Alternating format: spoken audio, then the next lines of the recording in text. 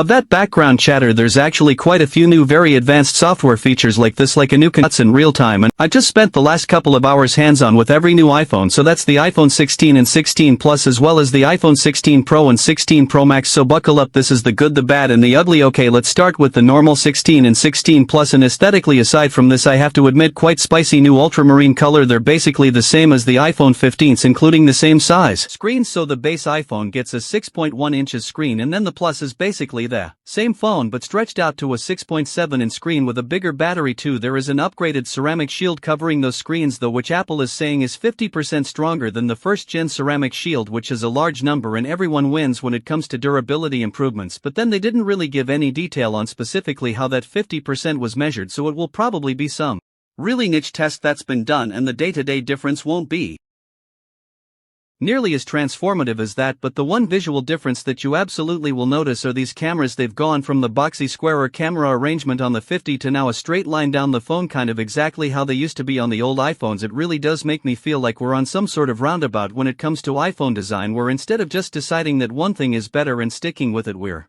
actually just rotating between the different options to keep whatever's new feeling different. But yeah, the reason that Apple's saying they've made the cameras like this again is so that the main cam and the ultra wide can work together, kind of like your eyes, to be able to record spatial video that you can watch on the Apple Vision Pro. So big moment for the S7 people who own one of them. They are also slightly better cameras than last year because the ultra wide has now been given autofocus, which means when you go super close to something your phone can still keep it in focus, which is not a new feature. The Pro phones have been able to do this for a while now, but Apple does this dance every year. The Pros will always come with some new and exciting hero feature that the normal phones don't get, but then as soon as the Pros get the next hero feature, then the normal phones are allowed to have the odd stuff, which is, I think it makes sense. It means that Apple can differentiate their more expensive offerings, but also then if you don't want to pay Pro prices, you can still get the features you want by waiting another year. And in the same vein, you now also get the action button that last year's Pro phones had, which I personally find pretty uncomfortably positioned. I mean, for me it's less of an action button and more of a slowly stretch as far as I can until I realize my fingers aren't long enough and then give up and then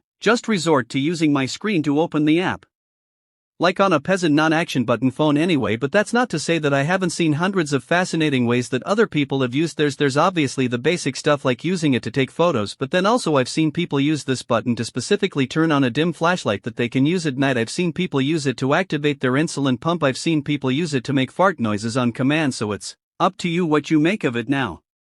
The only other somewhat camera-related feature is this, the new camera control button. So 2 separate new buttons in 1 year on an iPhone. How many people had that on their bingo card? I definitely did not. So it's a new button on the right-hand side completely dedicated to camera stuff, and I'll give them some credit. They are getting a lot of functionality out of this one button. So tapping and holding will bring up the visual intelligence feature, which is not yet live, but it's kind of like Google Lens. It's a way to analyze information using your phone's camera, so like save the details of an event poster or find out what type of dog is in front of you, which I just feel like we've seen so many companies do things like this, but then hey, I guess there is still room for a company to do it really well. Time will tell if that is this. But then the other side of this camera control is photography stuff. So one press can open the camera app and then it can actually detect 2 stages of press, kind of like the trackpads on a MacBook, if you've ever used one of those. So you can light press to start using it to be able to zoom in and out by swiping, but there's actually a lot more, because then you can double light press to bring up this submenu, which basically lets you select what you want the swiping to control. So it doesn't need to be zoom, it could be the exposure of your shot or the different photographic styles, for example. Okay, but honestly I am confused why this exists. It feels like a really good feature, but for like 2% of iPhone users, I mean for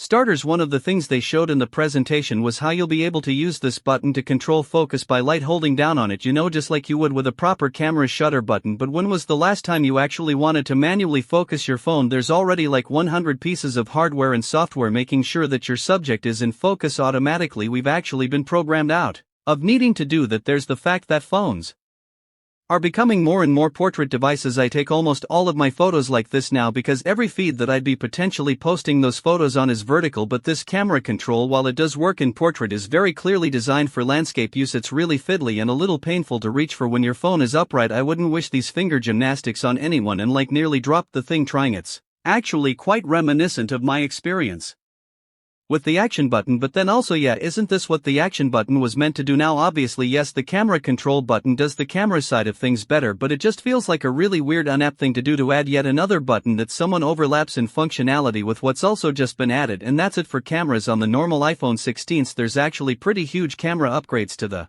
Pros, which I'm getting to, but it feels like the main changes here are actually the battery, the power, and Apple Intelligence. So the battery is bigger, that's actually all they said at the event. They said it will be a big boost, which is a technical term I guess, so that I need to test in our upcoming battery comparison. In terms of power though, it's quite cool cause we're actually jumping forward 2 generations in terms of the chipset. The iPhone 15s have the A16 chip, the iPhone 16s have the A18 chip, which means 30% faster CPU, 40% faster graphics, and 100% faster machine learning AI stuff, all with more efficient construction, which means the chip will use quite a bit less power for equivalent tasks. And you know what, for today's fairly stable smartphone market, these are big improvement numbers, and considering that these aren't pro phones, the gaming experience is very impressive, which is also helped by a new neural structure on the inside of the phone that gets rid of heat, allowing for 30% better sustained performance. But there's no beating around the bush. If there's one thing that Apple has made very clear about this generation of iPhones, is that they want them to be known as the AI generation. I read a report recently that said 300 million iPhones around the world have not been upgraded in 4 years, so there's a ton of people out there who are due an upgrade but are likely holding off until it feels like a big turning point moment.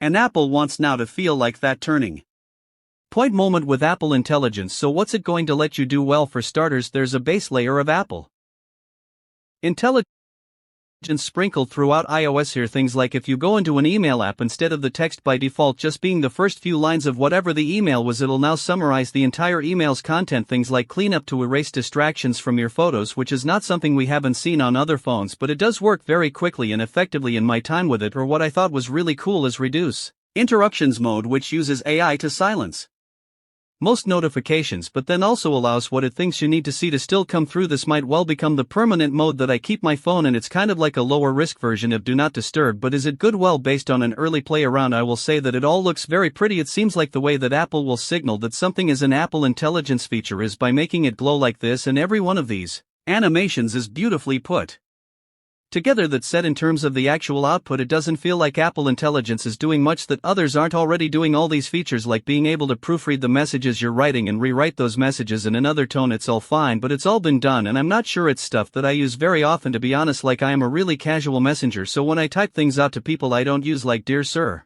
I would like to inquire," I'm always like, "Yo, what do you think to this?" And Apple Intelligence, like basically every other phone company's AI right now, is not yet able to match the texting tone. But one big thing, Siri is finally getting Apple Intelligence, which is going to make it a lot smarter, and thank goodness for that, because I am reaching my limit with "Here's what I found on the web." So the upgraded Siri should be able to rely much less on that and be much more able to directly answer the questions you're asking it, and also completely understand the context of the last thing you asked it. When you're asking continuous questions, I would go as far as to say that Siri has been the weakest pillar of iOS for quite a while now. Like, so many times I ask it to remember something or open an app and it like accidentally calls my mom. However, key caveat here, Apple Intelligence, like all this stuff you're seeing here, isn't actually coming till later in the year, which kind of makes this feel like a Google Pixel event where the product comes first and then the feature later, and that obviously takes something away from the excitement, especially for an event where half the focus is these AI features. But I assume it's the immense complexity of getting these features right combined with the awful consequences if they don't get them right. So that's the base iPhone 16. I'd say decent all-round upgrade, nothing revolutionary. The presentation was a lot of like telling you about some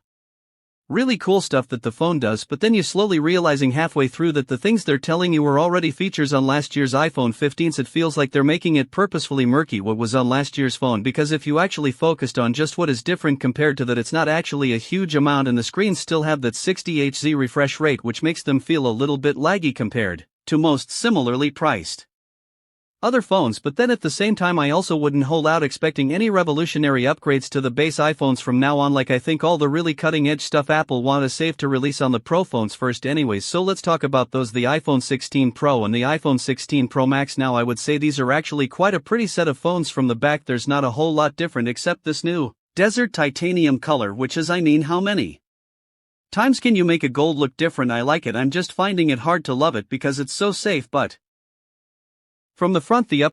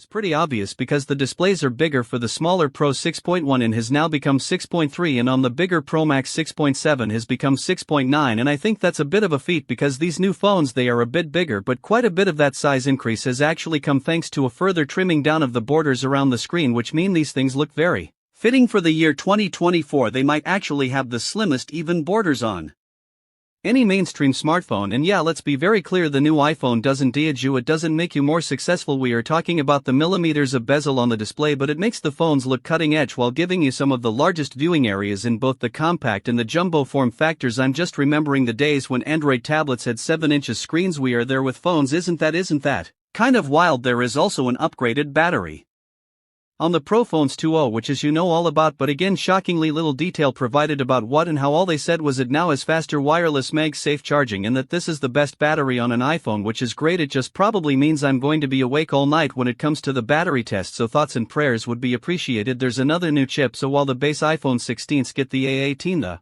16 Pros get the A18 Well Pro, which is a slightly juiced up version, also with improvements to calling that lets the phone do a few more things, with a lot of those things being related to the camera, and this is where it gets fruity. So the main camera is still 48 megapixel like it was last year, but the sensor has been updated to be able to capture information faster, which means two things. One, they're saying that you can out capture photos with zero shutter lag, something that the iPhone was already pretty good at, but this might further extend its lead. But then also it means the 16 Pros can shoot video faster, and what I mean by that is that the 15 Pros could shoot 4K video at 60 frames per second. These new phones can shoot that same 4K resolution but now at 120 frames per second, which is enough frames that you can now slow that 4K down into slow motion territory. And it feels like the way Apple is selling this is basically that you can now just keep 4K 120 as your default recording option, and what that then allows you to do is, after you've taken any kind of video, you can then just decide whether you want that to play back in normal speed, half speed, quarter speed, or even 20% speed. I do like how seamless they've made it to record this 120 FPS footage, but then at the same time, if you did actually want that to become your default, you're going to need more storage than the 128GB still being offered as the default on the smaller Pro iPhone. It's just not enough for almost 2025. The ultra-wide camera, previously 12 megapixel, is now also up to 482 to match that main camera, which is a good upgrade. I really like the freedom that comes with feeling like all the cameras on my phone are great and that all I need to worry about is which one do I want to use as opposed to which one is technically the best that I should try to use. And the ultra-wide is a bit of a two-in-one upgrade, because upgrading your ultra-wide also upgrades your close-up macro photography. Cause it's the same camera, so that means up to 48 MP macro photos, which is pretty delicious. The phones have 4 studio microphones around them now, which is, well, it's actually really good for a number of reasons. More and better mics means that your phone can hear you better, so that's obviously good for your audio quality in videos, but also just generally like how well Siri's can hear you. And there's even now different audio mixing modes, so after you've taken a video you can decide whether you want the focus on just the audio of the people in the shot, or also if you want to get in more of that background chatter. There's actually quite a few new very advanced software features like this, like a new control pad to adjust the color profile of your shots in real time, and it has got me thinking this is all really cool stuff. These are all technically very difficult to achieve impressive features, but it also feels in a way like a few too many tools for any one human to be able to use. It feels like a lot of the extra features now, while impressive, are tailored to actual industry professionals as opposed to the casual user who just wants the best point-and-shoot camera. And I'm not saying that point-and-shoot experience is getting worse, it just doesn't feel like Apple's attention is focused on making it significantly better. Anyway, the final camera thing is now the smaller Pro iPhone now also inherits the 5x optical zoom camera that last year only the Pro Max got, meaning this must be one of the smallest phones with a 5x optical zoom lens. It's usually something that only the big phones get because you have to create space between your camera sensor and your lens. Most companies do this by lying their cameras vertically across their phone, but Apple's created that space by using a tetraprism that's bouncing the light multiple times within a more compact space. And slight segue for 30 seconds, if you want to protect those shiny new cameras, then Acer's new MagSafe stand case, our sponsor, just makes sense. Because you see this camera protector here, well, that also doubles as a stand to prop your phone up at any angle, but it's even better because your stand is baked into the cameras. It's allowed them to make the back of the case ultra thin, giving these cases the fastest MagSafe charging of any SA case, and to top it all off, they're well priced with shock absorbing airguard corners, meaning that every case actually exceeds military protection standards. So what's my take on the 16 Pros? While I think so far that the new features this year are a bit of a mix, because on one hand it feels like less hardware improvements than usual because Apple is relying on Apple Intelligence to do the heavy lifting for sales, but then Apple Intelligence is both not ready yet and also not really seeming, at least on first glance, like anything groundbreaking right now. But then on the other hand we are getting decent improvements to basically all the key pillars of a phone.